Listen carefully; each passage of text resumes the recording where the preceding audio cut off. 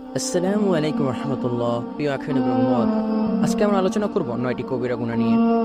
তাইসাল্লাহ ইবনে Maya's রাহিমাহুল্লাহ বলেন, আমি যুদ্ধ বিগ্রহে লিপ্ত ছিলাম। আমি কিছু পাপ কাজ করে বসি যা আমার মতে কবিরা গুনাহ শামিল। আমি তাই ইবনে ওমর রাদিয়াল্লাহু আনহুর কাছে উল্লেখ করলাম। তিনি জিজ্ঞেস করলেন তা কি। আমি তাকে বললাম, এই কাজগুলো আমি করেছি। তিনি বললেন, এগুলো কবিরা গুনার অন্তর্ভুক্ত নয়। কবিরা গুনাহ 9টি। 1. আল্লাহর সাথে শিরক করা। 2. নরহত্যা করা। 3. জিহাদের ময়দান থেকে পালানো। 4. সতী অথবা সচ্চরিত্রে নারী বিরুদ্ধে জেনার অপবাদ দেওয়া। 5. সুদ খাওয়া।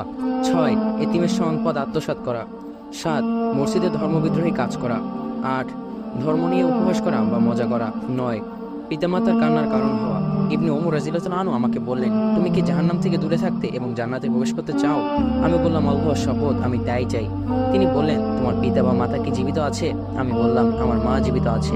তিনি বললেন, আল্লাহর শপথ, তুমি তার সাথে নম্র ভাষায় কথা বলবে এবং তার ভরণ পোষণ করবে, তাহলে অবশ্যই তুমি জান্নাতে প্রবেশ করবে, যদি কবিরা গুনাহ থেকে নিজেকে বিরত রাখতে পারো।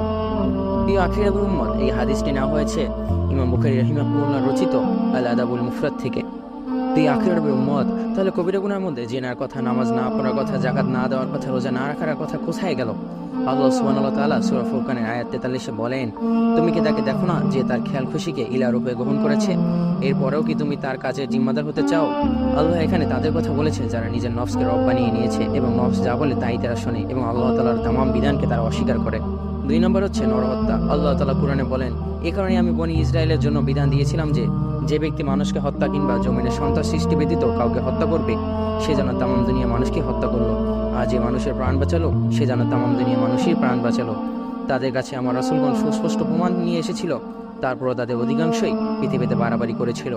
আল্লাহ আমাদের সবাইকে কবিরা গুনাহ হতে রক্ষা করুন এবং যাদের মা বাবা জীবিত আছে তাদের সবাইকে হায়াতে তাইয়্যিবা দান করুন এবং নেক হায়াত দান করুন, যাতে আমরা তাদের কাছ থেকে জান্নাত হাসিল করতে পারি, এবং আমাদের সবাইকে নেক হায়াত দান করুন। আমিন।